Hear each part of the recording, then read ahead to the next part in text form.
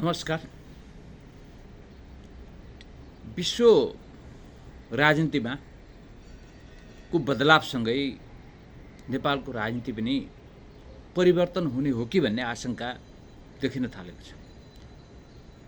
रुसमा भइरहेको ब्रिक्स सम्मेलन र ब्रिक्सको विस्तार वास्तवमा ब्रिक्स डलर विस्थापन गर्ने उद्देश्य अनुसार स्थापित गरिएको छ र यो रुस र चीनको पहलमा भारत सहित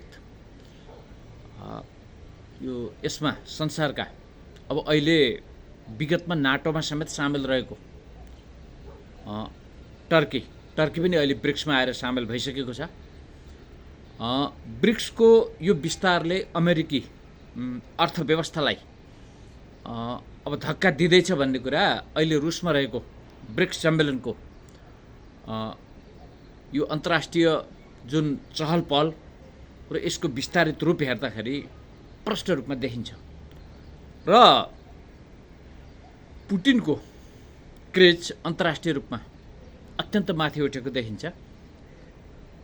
अहिले अमेरिकाका राष्ट्रपतिका क्यान्डिडेटहरू अथवा अमेरिकन प्रेसिडेन्ट भएका व्यक्तिहरू र रुसी प्रेसिडेन्ट पुटिनलाई हेर्ने हो भने अमेरिकन नेतृत्वहरू पुटिनका अगाडि एउटा उटपट्याङ र केटाकेटी जस्ता देखिन्छन् कि यसले अन्तर्राष्ट्रिय रूपमा पुटिनको क्रेज बढाएको छ। एउटा दोस्रो अहिले के छ भने पुटिनले दायाँतिर चिनिया राष्ट्रपति सी जिनपिङ र बायाँतिर भारतीय प्रधानमन्त्री नरेन्द्र मोदीलाई राखेर जो ब्रिक्स बैठकको अध्यक्षता गर्नुभयो र त्यो म्यासेज जुन पुटिनले दिन खोज्नुभयो त्यसले एसियाको राजनीतिमा एउटा नयाँ रूप विकसित गराउने देखिन्छ। अब यो कसरी देखिन्छ भने चीन र भारतका बीचमा जो 1962 को युद्धदेखि रोपिएका र 1962 को युद्धले सिर्जना गरेका कतिपय अन्तर्विरोधहरू र कतिपय असहमतिहरू जस्तो डोकलाम लगायत क्षेत्रमा भएको सीमा विवादहरू अब यसमा पनि नरमपना ल्याउने सहमति चिनिया राष्ट्रपति र भारतीय प्रधानमन्त्री बीच भएको छ। जस्तो त्यहाँ अब हतियार नचलाउने भन्ने सहमति त पहिले नै थियो, किनभने त्यति बेला डोकलाममा दुवै पक्षबीच अब भिडन्त हुँदा पनि हतियार चलाइएको थिएन त्यो पहिलेको मान्यता अनुसार। सायद त्यो मलाई लाग्छ राजीव गान्धीको समयमा त्यो खालको सम्झौता भएको थियो जस्तो लाग्छ। त्यसैले विगतको समीक्षा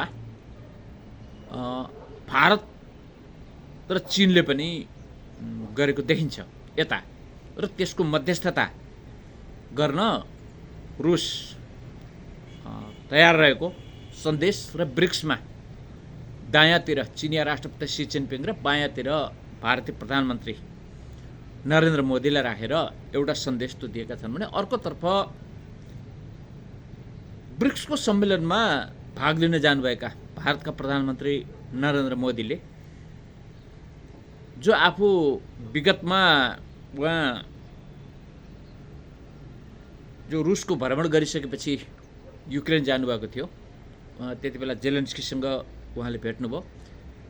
उहाँले यसलाई अन्यथा नलिन र रुस र युक्रेनको बीचमा भारतले मध्यस्थता गर्न सक्छ भनेर त्यो सन्देश उहाँले ब्रिक्सको बैठक मार्फत सम्प्रेषण गर्नुभएको छ।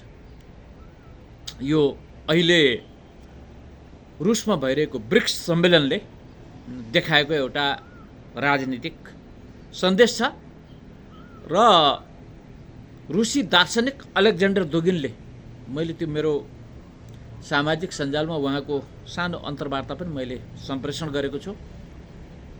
नाटो र पश्चिमको वर्चस्व अब ब्रिक्सले किनारा लगाउने छ र यो ब्रिक्स भनेको बहुध्रुवीय विश्वको उदय हो भनेर उहाँले घोषणा गर्नुभएको छ र दुगिन फेरि जो फोर्थ पोलिटिकल थ्योरी जो अलेक्जेन्डर दुगिनले अहिले अगाडि सार्नु भएको छ र अहिले रुसले करिब सन् 2012बाट उसले फोर्थ पोलिटिकल थ्योरीलाई नै उसले आफ्नो मार्गदर्शक सिद्धान्तको रूपमा ल्याएको छ। जस्तो फोर्थ पोलिटिकल थ्योरीको मुख्य अवधारणा भनेको जायोनिजम अर्थात् यहुदीवाद संसारमा असफल भइसकेको छ। जस्तो कम्युनिस्ट अथवा मार्क्सवाद पनि त्यो एउटा जायोनिस्ट यहुदीवाद हो र पश्चिमाहरूले ल्याएको उदारवाद पनि एउटा जायोनिस्ट यहुदीवाद हो। त्यसको विकल्प भनेको फोर्थ पोलिटिकल थ्योरी हो। आफ्नो धर्म संस्कृतिलाई संरक्षण गर्ने आफ्नो माटो अनुसारको व्यवस्था, त्यसलाई रुसले सन् 2012बाट अगाडि सारेको छ। किनभने रुसले करिब 22 वर्षको पश्चिमा उदारवाद र 77 वर्षको तपाईँको कम्युनिस्ट राज्यसत्ता, यो दुईटाको बिचबाट अहिले फोर्थ पोलिटिकल थ्योरी चाहिँ उसले अगाडि सारेको छ। अहिले इरानले लिएको राजनीतिक विचारधारा पनि त्यही हो, अहिले टर्कीले लिएको राजनीतिक विचारधारा पनि त्यही हो र अहिले करिब करिब भारतको पनि मार्ग चाहिँ त्यही हो। र यो अवस्थामा ब्रिक्सबाट एउटा पश्चिमाहरूको अर्थतन्त्र, जस्तो पश्चिमाहरूले वर्ल्ड ब्याङ्क, IMF लगायत धेरै संस्थाहरू खडा गरेर जुन उनीहरूले आफ्नो साम्राज्यवादी जालो फैलाए, त्यसको विकल्पमा खडा गरिएको ब्रिक्सको विस्तारले एकातर्फ आर्थिक रूपमा पश्चिमाहरूलाई अब तिमीहरूको विकल्पमा अर्को बहुध्रुव खडा भयो भन्ने सन्देश दिएको छ भने, राजनीतिक रूपमा यो ब्रिक्सले आर्थिक रूपमा मात्र त्यो सन्देश दिएको छैन। मैले अघि नै भने राजनीतिक रूपमा दायाँतिर चिनिया राष्ट्रपति सी जिनपिङ र बायाँतिर भारतीय प्रधानमन्त्री नरेन्द्र मोदीलाई राखेर भ्लादिमिर पुटिनले जे सन्देश दिनुभयो त्यो सन्देश एसियाको निमित्त महत्त्वपूर्ण छ। र अब नेपालको सन्दर्भमा जाउँ। यति बेला नेपालमा अमेरिकन कठपुतली देउवा ओली सरकार छ र यो विश्व भूराजनीतिले ओली सरकारलाई फ्याँक्ने सम्भावना अत्यन्त बढिरहेको छ।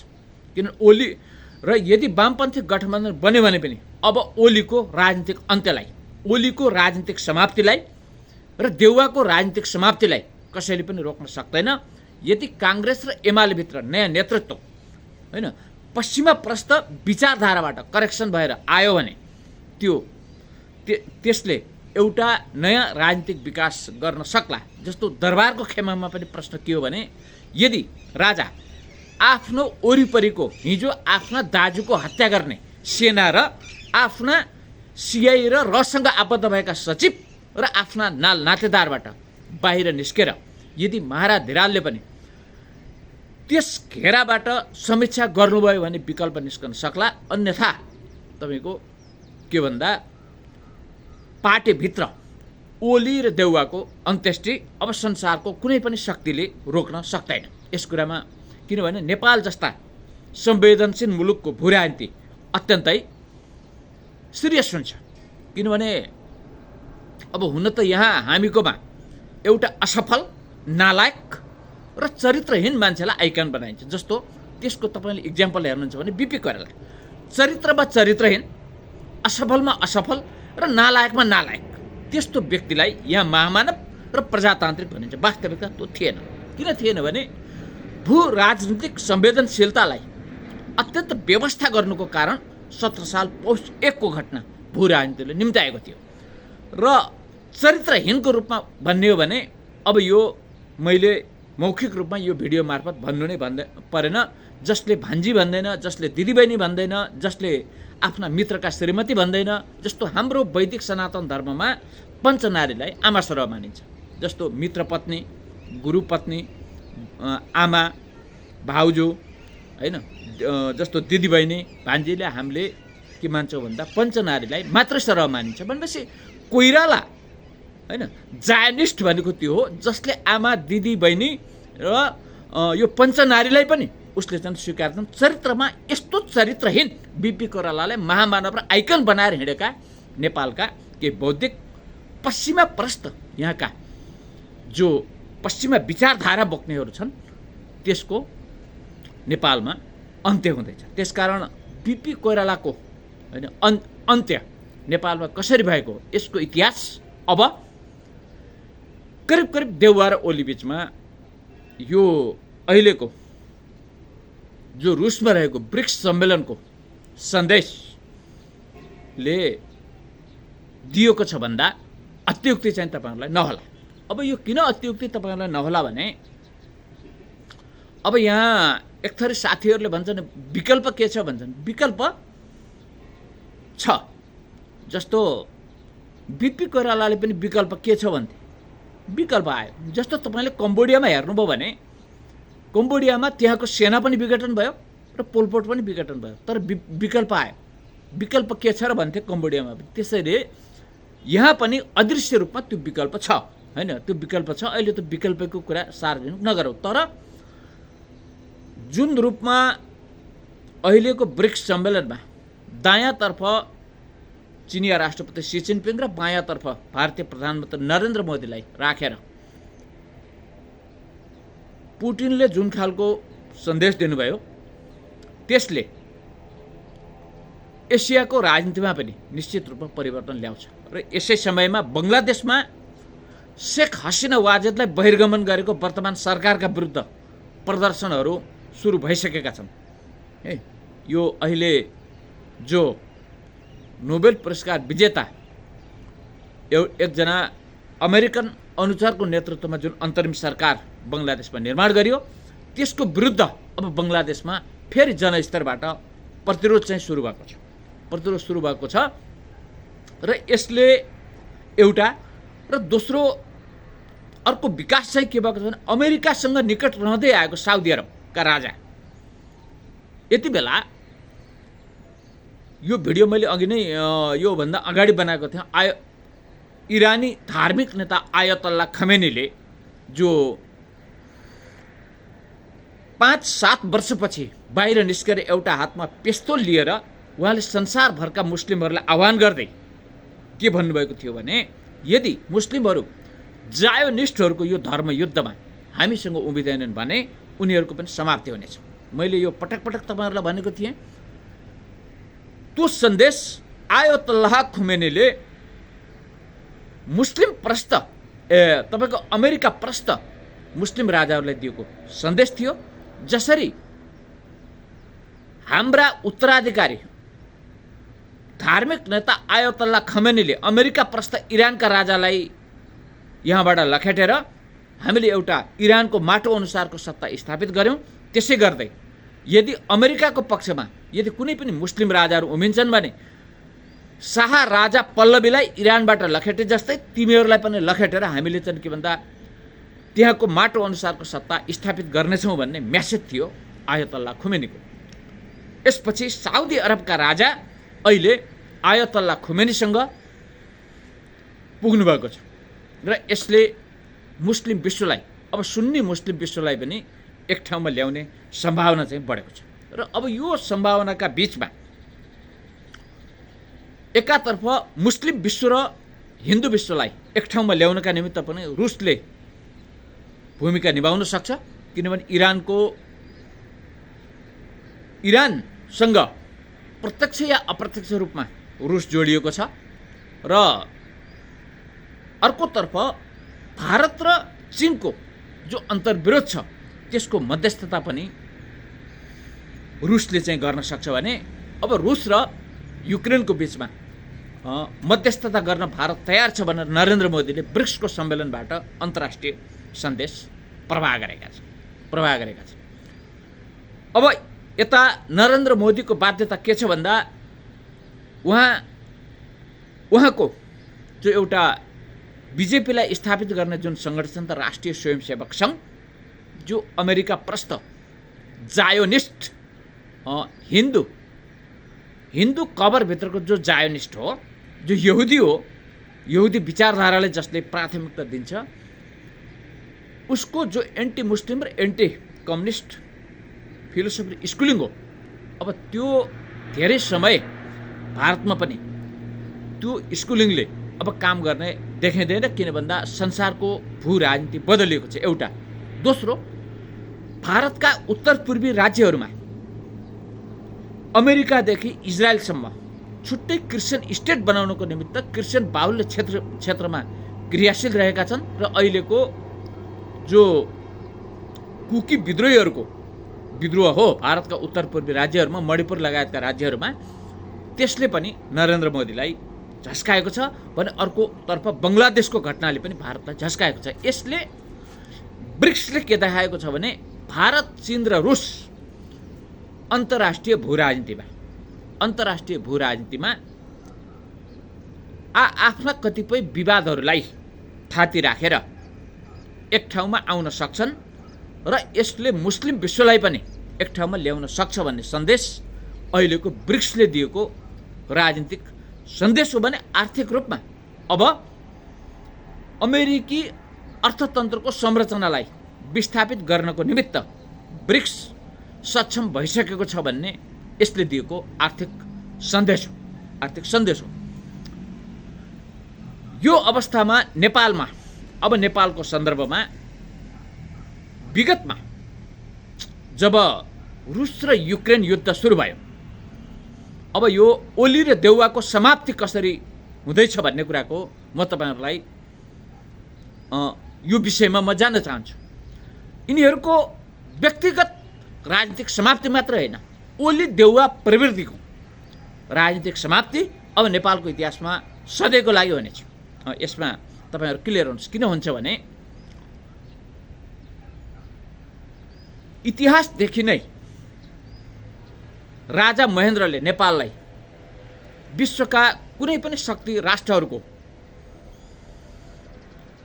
पक्षमा नउभ्याएर नेपाललाई असंलग्न राष्ट्रको रूपमा उभ्याउनु भएको थियो र नेपाल जस्ता राष्ट्रहरूले विश्व भूराजनीतिमा असंलग्न भूमिका निर्वाह गर्नुपर्छ भनेर राजा महेन्द्रले उभ्याउनु भएको असंलग्न परराष्ट्र नीतिलाई लत्याउँदै राष्ट्रघाती कांग्रेसले, जति बेला देउवा प्रधानमन्त्री थिए, उनले संयुक्त राष्ट्रसङ्घको महासभामा युक्रेनको पक्ष र विपक्षमा मतदान हुँदा युक्रेनको पक्षमा मतदान गरेर अमेरिकी साम्राज्यवादको कित्तामा उभिएर असंलग्न राष्ट्रको, नेपालको असंलग्न राष्ट्रको जुन एउटा सिद्धान्त थियो त्यसलाई उनले तोडेका छन् र नेपालमा जबरजस्त रूपमा रुसलाई भित्राइएको छ। यसकारण स्वाभाविक रूपमा देउवा जस्ता नेपालको भू राजनीतिक सन्तुलनलाई खलबल्याउने एउटा अमेरिकी गुप्तचरको अन्त्य निश्चित छ। नम्बर एक र पुटिनको उदय देउवा जस्ता यस्ता कठपुतली पश्चिमा अनुचरहरूको अन्त्येष्टिको लागि पुटिनको उदय एउटा खतराको घण्टी हो हैन। किनभने जस्तो युक्रेनको पक्षमा मतदान गर्ने राष्ट्रहरू स्वाभाविक रूपमा रुसको निगरानीमा रहनु अस्वाभाविक होइन। नम्बर एक, त्यसैले रुसलाई जबरजस्त रूपमा नेपालभित्र देउवाको गैरजिम्मेवार नीतिले भित्राएको छ। जबकि राष्ट्रसङ्घको मतदानमा भारत तटस्थ रहेको थियो, चीन तटस्थ रहेको थियो, पाकिस्तान तटस्थ रह्यो, बङ्गलादेश तटस्थ रह्यो भने दक्षिण एसियाका अन्य राष्ट्रहरू तटस्थ रहेका थिए।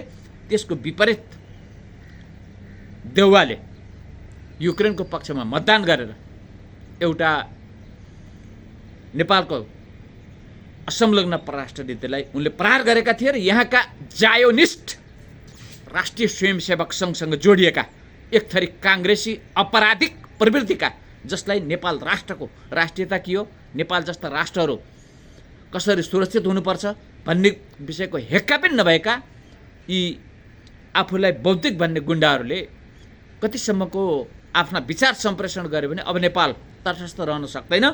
अब नेपाल एउटा ध्रुवमा जानुपर्छ। नेपाल एउटा ध्रुवमा जान्छ। अब यी जायोनिस्टहरूले बुझ्दा हुन्छ अब नेपाल रुस चीन ध्रुवसहित, अब यसमा नरेन्द्र मोदी पनि के भन्दा धेरै समय बिचमा रहने अवस्था नरहेको हुनाले अब नेपाल तटस्थ रहँदैन, नेपाल अमेरिकी कित्तामा रहन सक्दैन। यी अमेरिकी कित्ताका जायोनिस्टहरूले अब बुझ्दा हुन्छ। एक। दोस्रो, क्रिप्टो कम्युनिस्टको रूपमा तथाकथित जनताको बहुदलीय जनवादको रूपमा पश्चिमा सोशलिस्ट विचारधारा बोकेको नेकपा एमाले, जसलाई पश्चिमी एनजिओ महासङ्घको रूपमा लिँदा पनि हुन्छ, यसका अध्यक्ष अहिलेका प्रधानमन्त्री केपी ओली जसले संसदबाट समय सकिसकेको एमसिसी जो इन्डो प्यासिफिक रणनीतिक स्ट्राटेजी अन्तर्गत नेपाललाई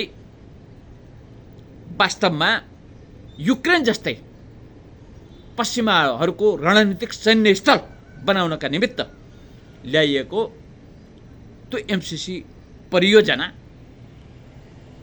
तत्कालीन सभामुख कृष्णबहादुर महराले टेबल गर्न दिनुभएको थियो र त्यसको म्याद पनि सकिएको थियो। तर ओलीले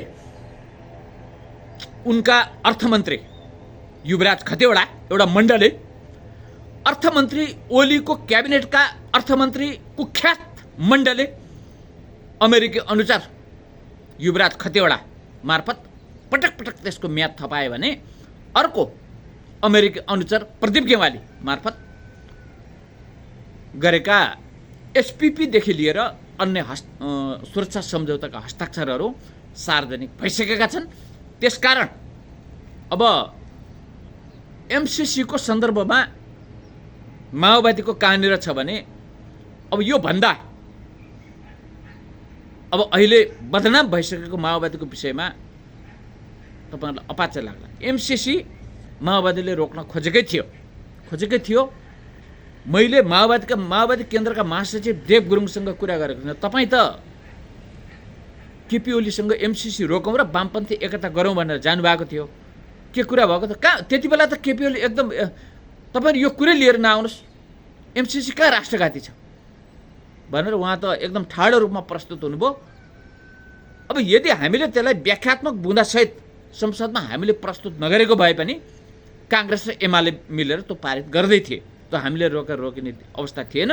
त्यो अवस्थामा हामीले कम्तीमा पनि टेक्न ठाउँ बनाऊ भनेर त्यो अवस्थामा गएको भने त्यो यो यथार्थता हो। त्यसले यो बाहिर पछिल्लो चरणमा बाहिर बसेको देखिए पनि नेपाललाई इन्डो प्यासिफिक स्ट्राटेजी रणनीति अन्तर्गत नेपाललाई युक्रेन जस्तो सैन्य बेस बनाउने कुरामा राष्ट्रघाती महाकाली सन्धि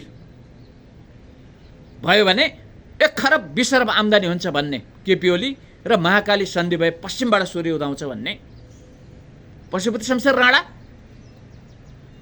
र मैले जीवनमा सबैभन्दा राम्रो काम गरेको महाकाली सन्धि हो भन्ने शेरबहादुर देउवा। यस खालका राष्ट्रघाती अनुचारहरूको अब त्यो हिजोको भारतीय इन्टेलिजेन्स एजेन्सी अथवा भारतीय ब्युरोक्रेट्सको आडमा नेपालमाथि राष्ट्रघात, हामीले तिमीहरूलाई देश बेचेर दिएका हौ, हामीलाई संरक्षण गर भनेर तिमीहरू संरक्षित हुने अवस्था छैन, किनभने भू राजनीति बदलिएको छ र यो बदलिँदो भू राजनीतिमा अब ओली र देउवाको गठबन्धन अहिलेको ब्रिक्स सम्मेलनको सन्देश हेर्ने हो भने लामो समय रहने छैन र बङ्गलादेशमा अहिले बनेको नयाँ सरकार पनि अब लामो समय रहने छैन, किनभने विश्व भू राजनीति यसरी बदलिएको छ र यता सरकारको 100 दिन विशेष गरेर शेरबहादुर देउवाको समर्थनमा केपी ओली प्रधानमन्त्री बनेको 100 दिन बितेको छ र सरकारको 100 दिनलाई हेर्ने हो भने अत्यन्त निराशाजनक अवस्था छ र यही समयमा चौथो राजनीतिक दल राष्ट्रिय स्वतन्त्र पार्टीमाथि जुन रूपमा त्यसका अध्यक्ष अहिले सहकारी ठगी प्रकरणको मुद्दामा गिरफ्तारीमा परेका छन्, यसले विशेष गरेर ओलीको घेरामा रहेको राष्ट्रिय स्वतन्त्र पार्टी विपक्षी गठबन्धनमा पुगेको छ हैन, बाध्यात्मक रूपमा विपक्षी गठबन्धनमा पुगेको छ र यो पनि एउटा ओलीको लागि खतराको घन्टी हो। किनभने विगतमा ओलीले राष्ट्रिय स्वतन्त्र पार्टीलाई आफ्नो पेरिफेरीमा राखेर उनले चाहिँ के भन्दा परिचालन गरेका थिए, यसबाट त्यो फुत्केको छ र यसमा देउवाले एक तिर दुई शिकार गरेका छन्। एकातर्फ ओलीको पेरिफेरीबाट राष्ट्रिय स्वतन्त्र पार्टीलाई अलग्याइदिएका छन् भने अर्कोतर्फ उनले पुष्पकमल दाहालसँग आफ्नो बार्गेनिङ गर्न पनि छोडेका छैनन्। किनभने पुष्पकमल दाहालसँग अहिले ओली सरकारमा रहे पनि उनीहरूको सम्बन्ध र वार्तालापहरू भइरहेका छन्। किनभने चतुर पुष्पकमल दाहालले जस्तो मैले पनि धेरै खालका नेतृत्वहरूसँग यो बिचमा भलाकुसारी गर्दै आएँ। राजनीतिक सहमति असहमति आफ्नो ठाउँमा छ, तर चौथो महाधिवेशन धाराका नेतृत्वहरूमा उनीहरूले अलिकति भू राजनीतिलाई चाहिँ हेरेका छन् है।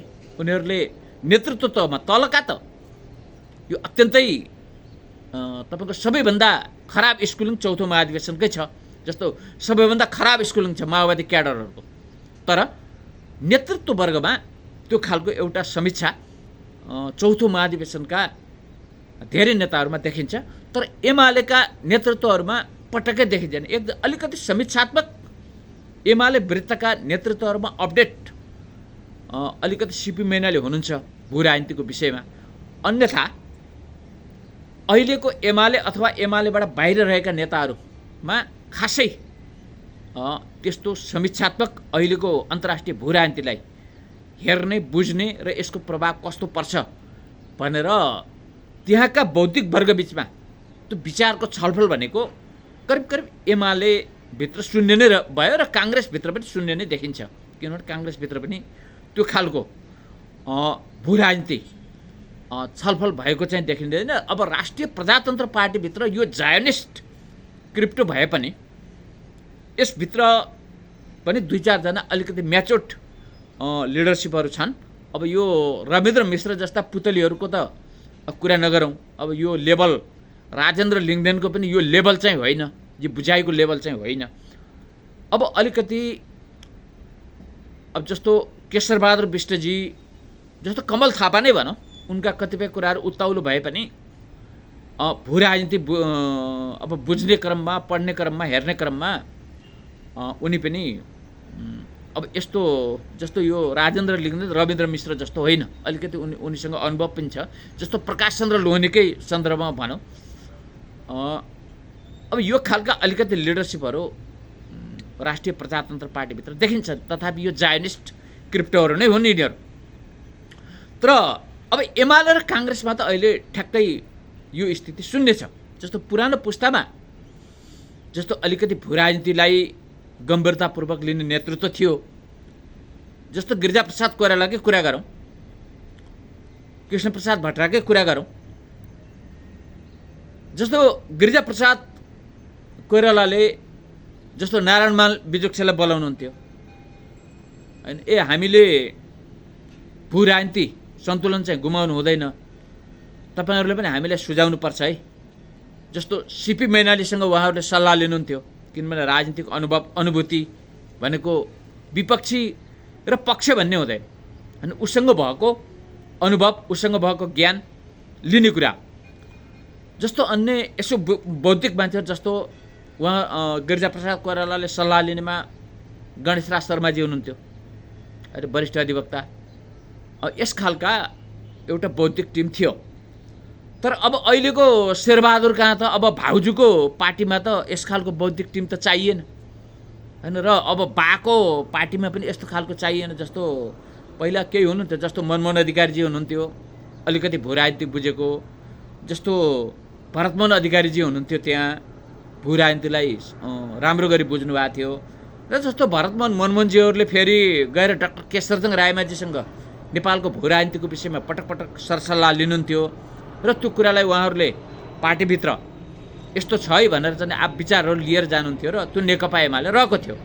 अब अहिले त के छ भन्दा बाको पार्टी छ होइन। अब बासँग अहिले यसो यो भएन है भनेर कुरा राख्ने त युवराज गेवालीजी जतिको मान्छे पनि एमाले भित्र रहन्छ होइन। यो अलिकति ईश्वर पोखरेल भन्ने मान्छे काम लाग्छ भने यो त झनै काम नलाग्दो रहेछ। गएर अब ल पार्टीको चाहिँ अफिस बनाइदिनु पर्यो भनेर मिनबहादुर गुरुङसँग अब यो के भन्दा भिख माग्न जाने हुन त यो तपाईँको एमाले के हो भन्दाखेरि अहिले गुप्तचरहरूको सङ्गठन हो। यो पञ्चायतका सी क्लासका एजेन्टहरूको सङ्गठन हो वास्तवमा।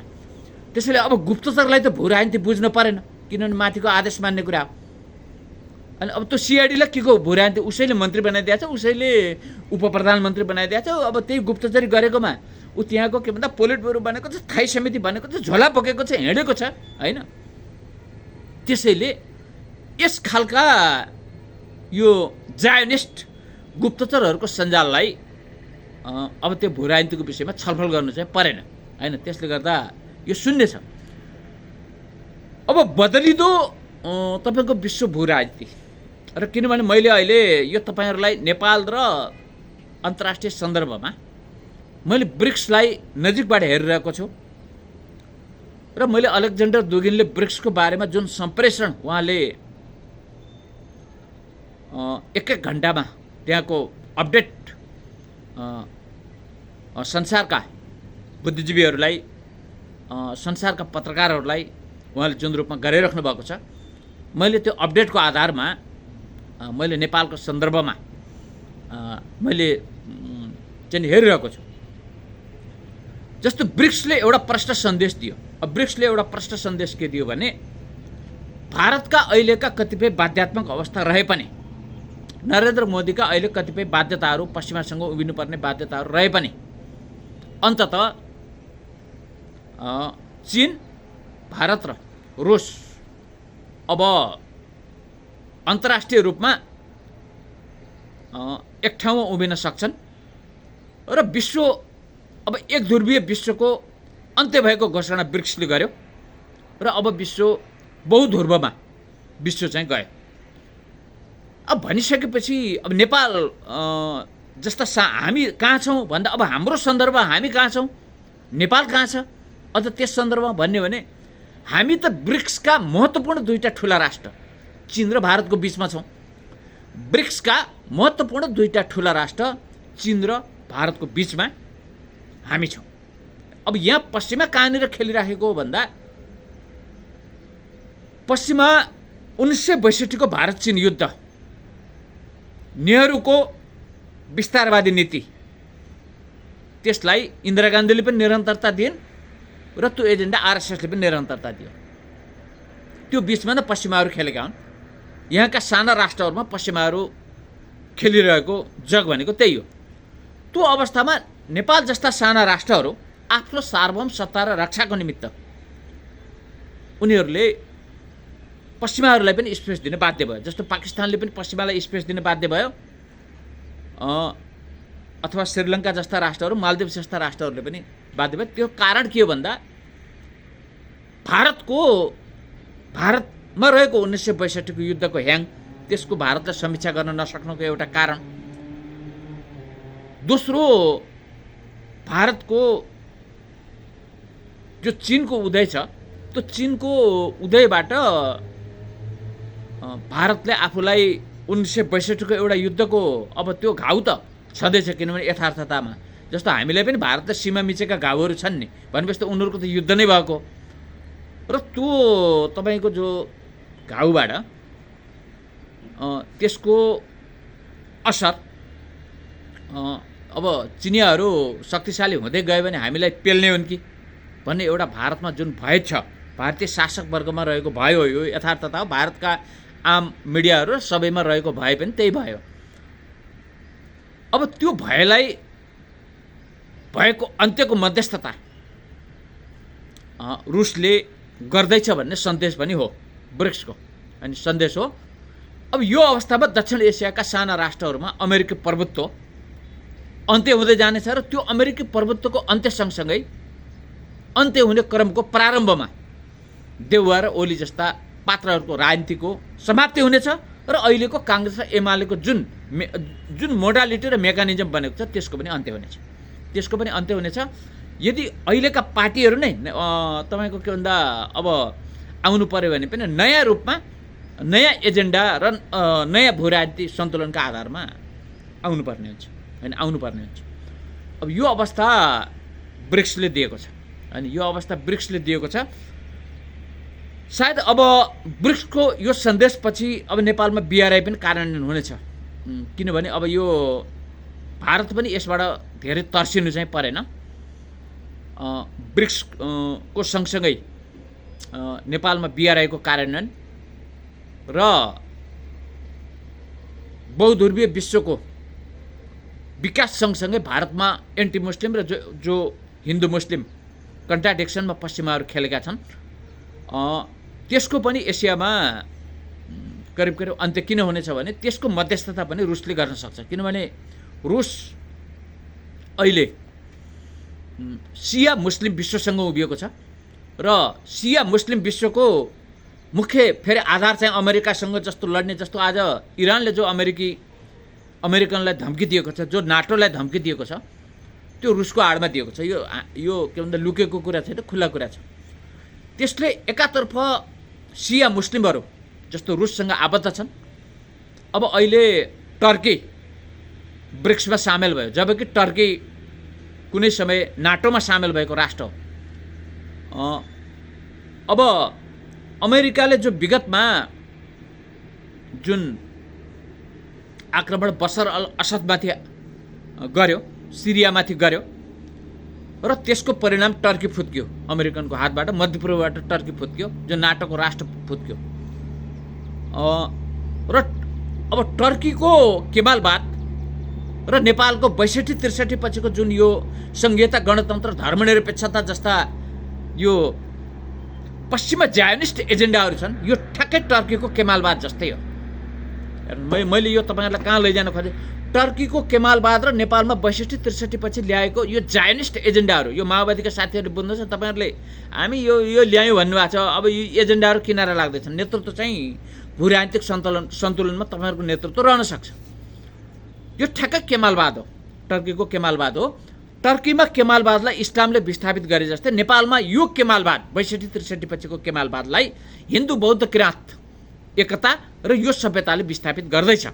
यो सभ्यताले विस्थापित गर्दैछ र दुगिनले घोषणा गरेको फोर्थ पोलिटिकल थ्योरी जो हो, त्यो फोर्थ पोलिटिकल थ्योरीको आधारमा यो विस्थापित हुँदैछ।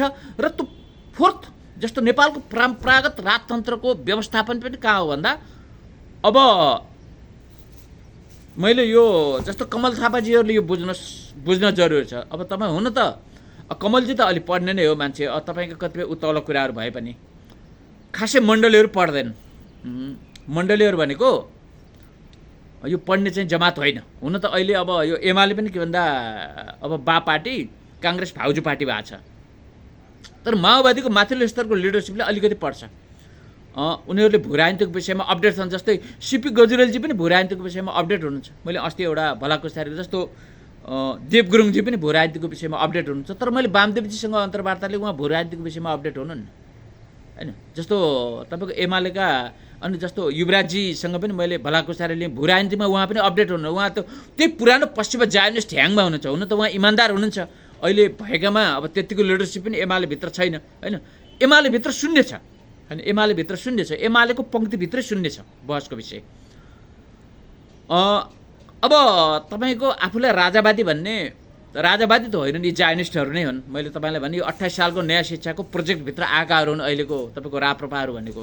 त्यही उनीहरू पश्चिमाको डिप स्टेट पोलिसी अर्थात् उनीहरू त्यही सेफार पोलिसी अन्तर्गतको राप्रपा। तथापि उनीहरू पनि एउटा त्यो अन्तर्राष्ट्रिय चिन्तन गर्ने हैसियत राख्छन्। जस्तो हामीले अलग्गै रहेका हेर्ने हो भने परि थापादेखि नवराज सुवेदीसम्म जो अहिले राष्ट्रिय राजनीतिको सिनमा हुनुहुन्न, उहाँहरू पनि भू राजनीतिमा अपडेट हुनुहुन्छ।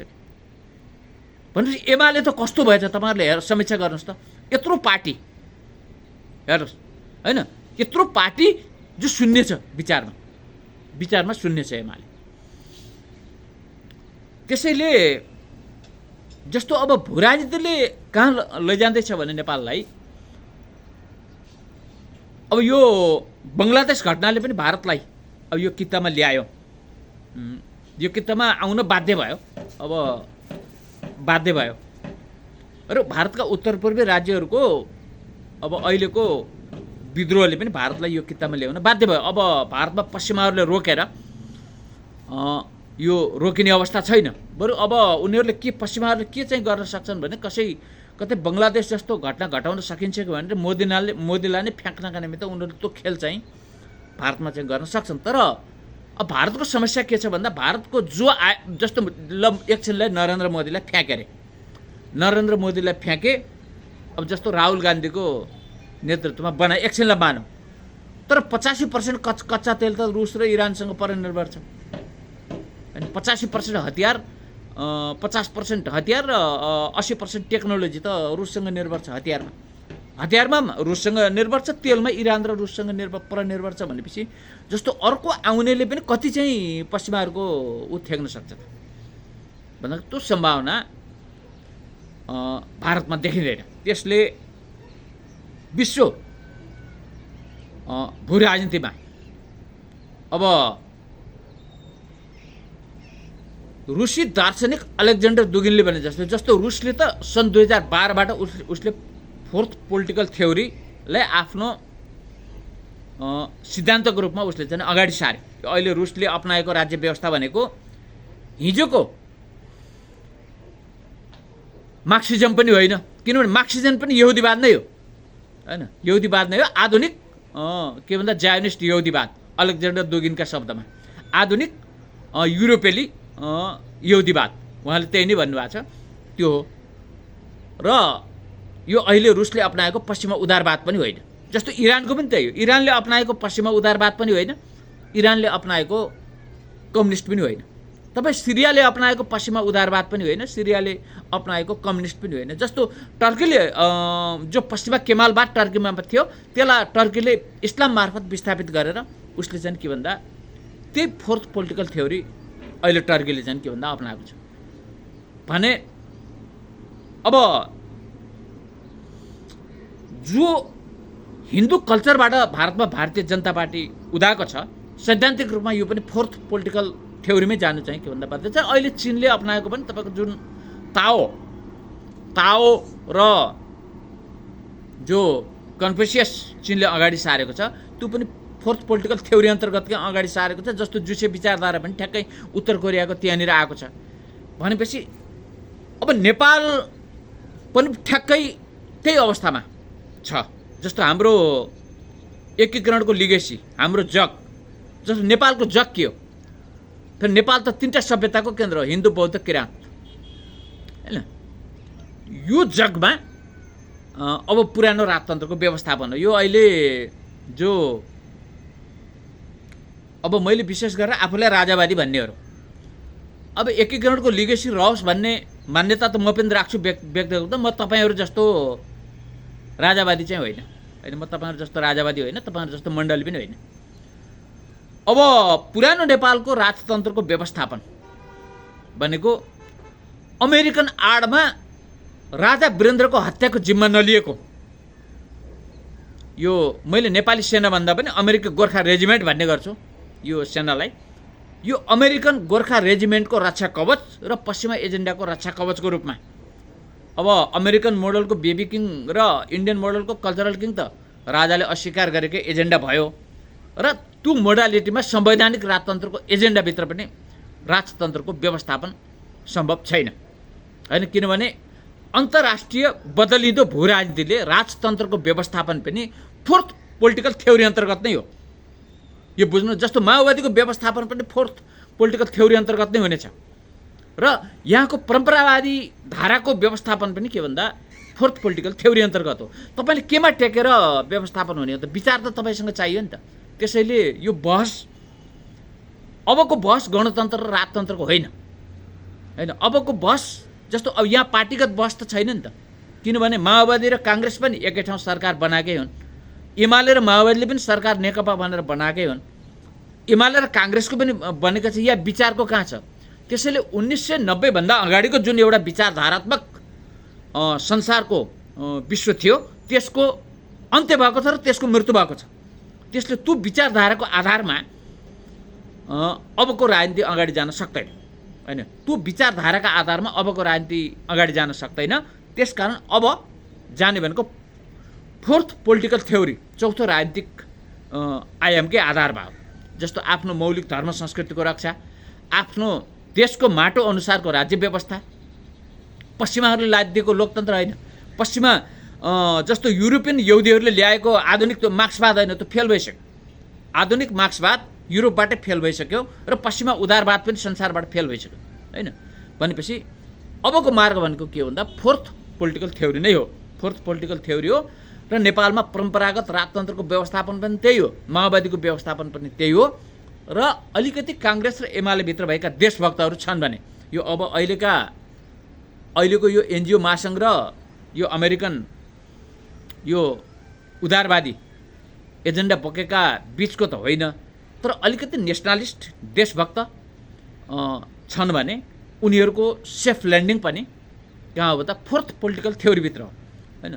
त्यसैले पश्चिमाहरूको जायोनिस्ट मोडालिटीमा जो यो इस्कनदेखि लिएर साईबाबादेखि लिएर यो सबै कृष्ण प्रणामीहरूदेखि लिएर यो एक खालका पश्चिमा जायोनिस्टहरूलाई सामेल गरेर राजाको नाममा र हिन्दू आवरणमा जो खेल्न खोजिएको छ त्यो निकास होइन, त्यो निकास होइन, फोर्थ पोलिटिकल थ्योरी अन्तर्गतकै हो। राजाको व्यवस्थापन किन भू राजनीतिले अब नेपाललाई त्यतातिर लगेको छ। त्यसैले यो सन्देश अहिले जुन सन्देश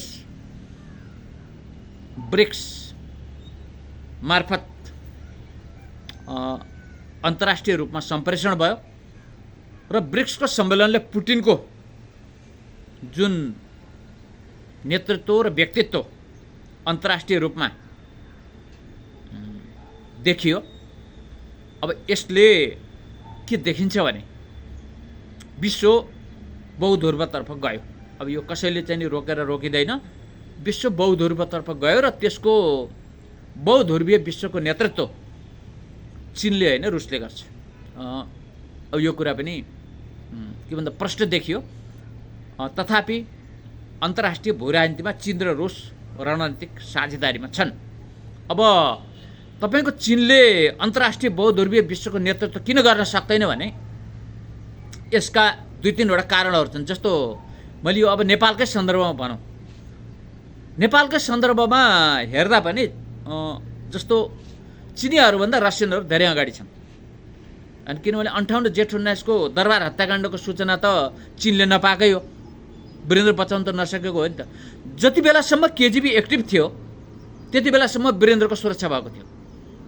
जस्तो केशरजङ रायमाझीहरूलाई सूचना आउँथ्यो होइन, त्यो खालको एउटा लेभलको नेता हुनुहुन्थ्यो त्यति बेला। जब 1989मा सोभियत सङ्घ बिगड जस्तो राजा वीरेन्द्रलाई त खम्पा काण्डपछि पटक पटक हत्या गर्ने षड्यन्त्र त भएको, अमेरिकनहरूले त्यो षड्यन्त्र त गरेका। जस्तो त्यो त चिनियाहरूले नै सार्वजनिक गरेका छन्। 34 सालमा वीरेन्द्रको हत्या गर्ने योजना, 32 सालमा विराटनगरमा वीरेन्द्रको हत्या गर्ने योजना, तपाईँको के भन्दा कङ्ग्रेसलाई अगाडि लाएर ती योजनाहरू त धेरै भएका हुन् त्यसपछि। तर सोभियत सङ्घको विघटन नहुँदासम्म केजिबी एक्टिभ थियो र केजिबीको सूचनाको कारण हो, यो चिनियाहरूको सूचनाको कारण होइन। त्यसैले चिनियाहरूसँग अहिले पनि सूचना छैन। यसमा क्लियर हुनुहोस्, चीन एउटा विश्व शक्तिको रूपमा आएको छ, नेपालको छिमेको र अब चिनियाहरूको पुरानो फेरि सम्बन्ध 1990 भन्दा अगाडिको सम्बन्ध के हो भन्दाखेरि अमेरिकनहरूसँग सम्बन्ध छ। पाकिस्तानी आर्मीले माओको अमेरिकनसँग सम्बन्ध बनाइदियो। रुस विश्व शक्तिको रूपमा थियो र अलग रूपमा असंलग्न राष्ट्रको रूपमा चीन रह्यो। त्यो रहँदाखेरि अब अमेरिकनहरूबाट फाइदा पनि लियो चीनले। जस्तो अब विकास फ्रेमवर्कदेखि लिएर धेरै उसले चाहिँ आफ्नो राष्ट्रिय हितमा फाइदा पनि चीनले नलिएको होइन। अब चीन कहाँबाट झस्कियो भन्दा जब तपाईँको चाहिँ के भन्दा देङ स्याओपिङको समयमा तियानमेन स्क्वायर घटायो उनीहरूले, त्यसपछि अमेरिकन त हाम्रो लागि घातक हुने रहेछ भन्ने कुरा उनीहरूले त्यहाँनिर बुझे र तथापि त्यसलाई देङ स्याओपिङलाई सफाइ गरिदिएर चीनलाई चाहिँ उनले चाहिँ एउटा अर्को पाटबाट चाहिँ अगाडि लगे। आज देङको जगमा अहिलेको चीन चाहिँ निर्माण भएको छ।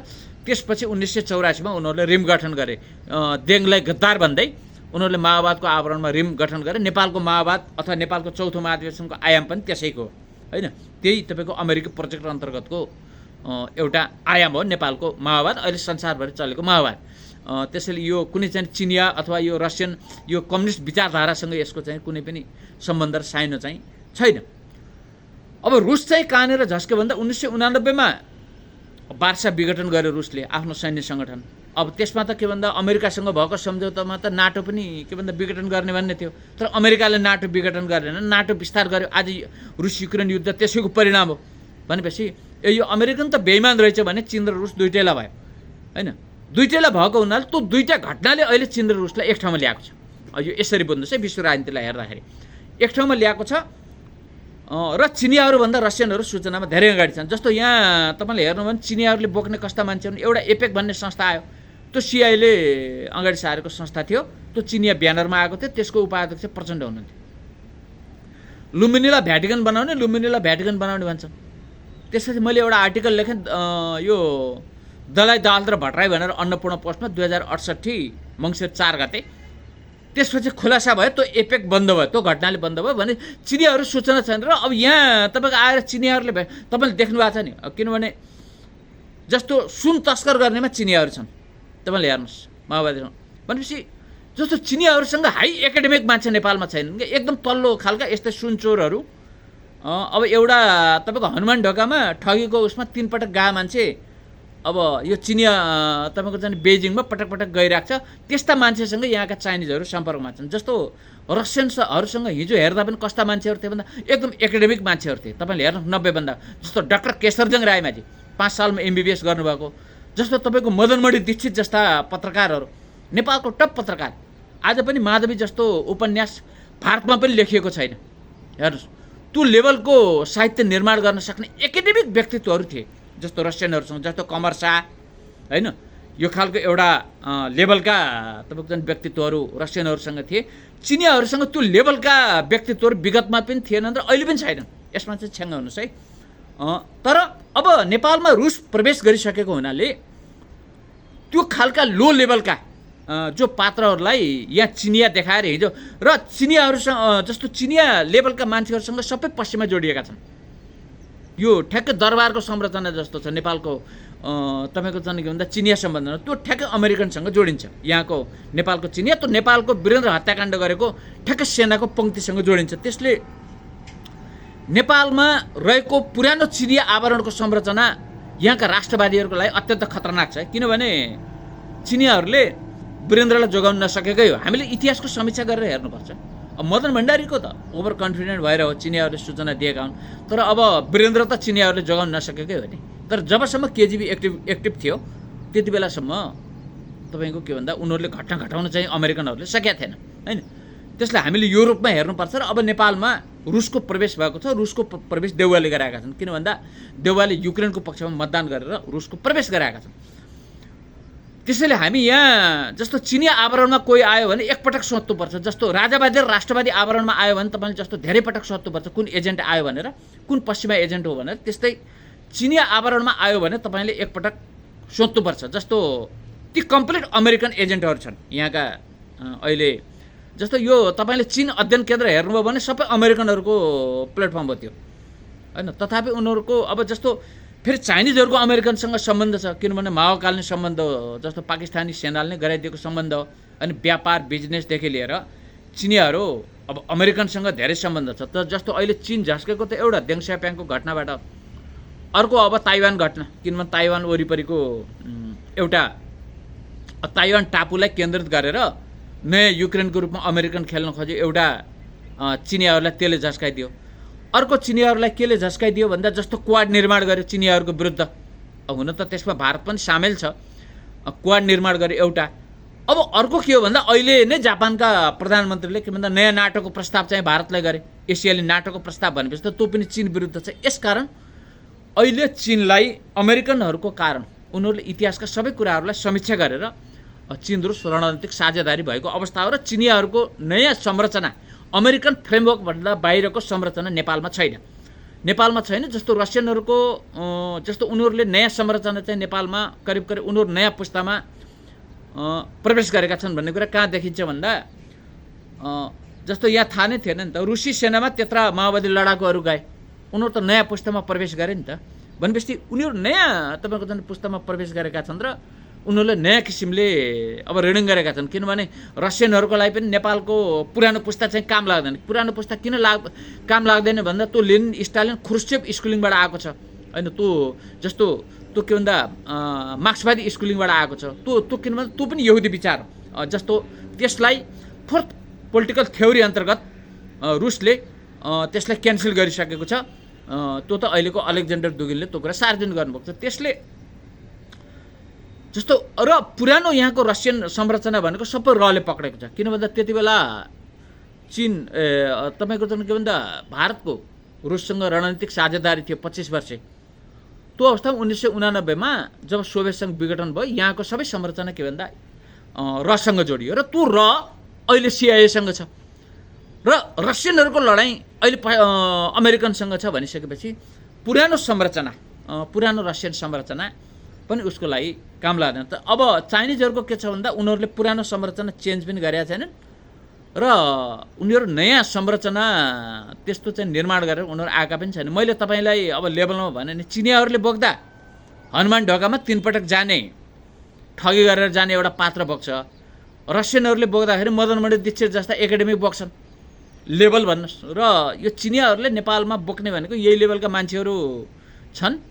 त्यो त तपाईँले हिजोको सुन तस्करीबाट नै तपाईँले देखिहाल्नुभयो। अब सुजाता कोइराला समेतको रक्तचन्दन तस्करमा त्यही खालको लेभलका तपाईँको चिनियाहरू छन्, के भन्दा संलग्न छन्। मैले पनि 1-2टालाई भेटेको थिएँ, मैले यो कुरा भने उनीहरूलाई तपाईँहरूको लेभल भनेको यो लेभल छ, तपाईँहरूसँग के राजनीतिक कुरा हुन्छ भनिसकेपछि त्यसपछि उनीहरू अलि झस्क्यो होला। उनीहरूले अब चाइनिज ब्यानरमा आएका हामी के किन ठुला हौँ, अब यहाँ त सबैले दलाली गर्छन्, त्यही दलाली गर्छन् भन्ने उनीहरूले ठाने होलान्। अब मैले त के भन्दा सामनेको कुरा भन्दा चीन र भारत चाहिँ के भन्दा मिल्नुपर्छ एसियाको सन्दर्भमा, होइन। अब जस्तो नेपालको क्रिस्चियनिटी होस् अथवा नेपालको पश्चिमा होस्, त नेपालको लागि त होइन।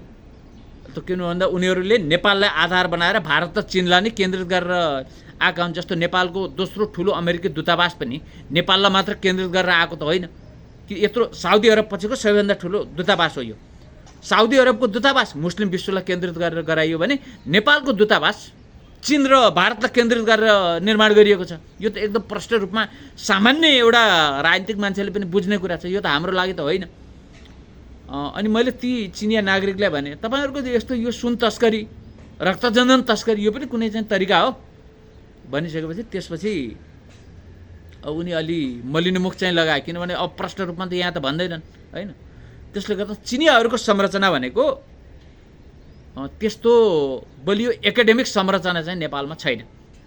त्यो पश्चिमासँगै जोडिएको संरचना छ। यो तपाईँको चीन भनेको कस्तो हो भने मङ्गोलियामा एमसिसी लागू भयो, यसले थाहा नै पाएन यहाँका चिनियाहरू भन्नुहोस्।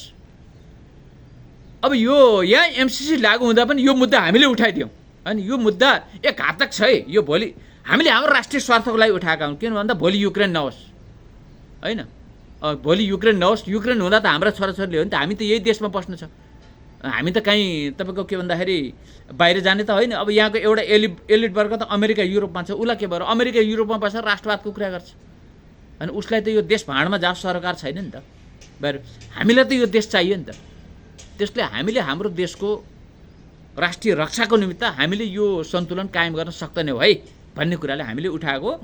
त्यो मुद्दा जब हामीले यसलाई बहसमा लगिसकेपछि बल्ल चिनियाहरू जाएका हुन्, यो त हाम्रो छिमेकमै यस्तो आइसकेको रहेछ भनेर। अनि त्यसपछि गएर उनीहरूले भेट्छन् के भन्दा तिनै पश्चिमाका मान्छेहरू भेट्छन्। अहिले तपाईँले एयरपोर्टबाट कुनै चीन जान उड्यो भने यो कुन अमेरिकनको मान्छे उड्यो कि इन्डियन इन्टेलिजेन्स रहेको मान्छे उड्यो भन्ने जानिहाल्नुहोस्। अनि एकदम त्यसमा चाहिँ क्लियर हुनु। त्यसले चिनियाहरू एसियाको सन्दर्भमा उनीहरूले आफैमा तपाईँको चाहिँ त्यति चाहिँ सक्षम छैन। त्यसले गर्दा रुसको प्रवेश महत्त्वपूर्ण छ, रुसको प्रवेश महत्त्वपूर्ण छ। र ब्रिक्सको सन्देश र एसियाको भूराजनीतिमा अब यो बदलिदो विश्व बहुध्रुवीकरणले पनि ओली र देउवाको अन्त्य छ। र ओली र देउवाको अन्त्यसँगै 1990भन्दा अगाडिको विचारधारात्मक धाराको पनि अन्त्य छ। र अबको नेपालको राजनीति फोर्थ पोलिटिकल थ्योरी अन्तर्गतको सिद्धान्तमा नै हो। र पुरानो राजतन्त्रको व्यवस्थापन पनि त्यसैमा हुन्छ। पश्चिमा विचारधारात्मक अब फ्रेमवर्कभित्र राजतन्त्रको व्यवस्थापन पनि सम्भव छैन र पुराना राजनीतिक पार्टीहरूको के भन्दा निरन्तरता पनि सम्भव छैन। धन्यवाद।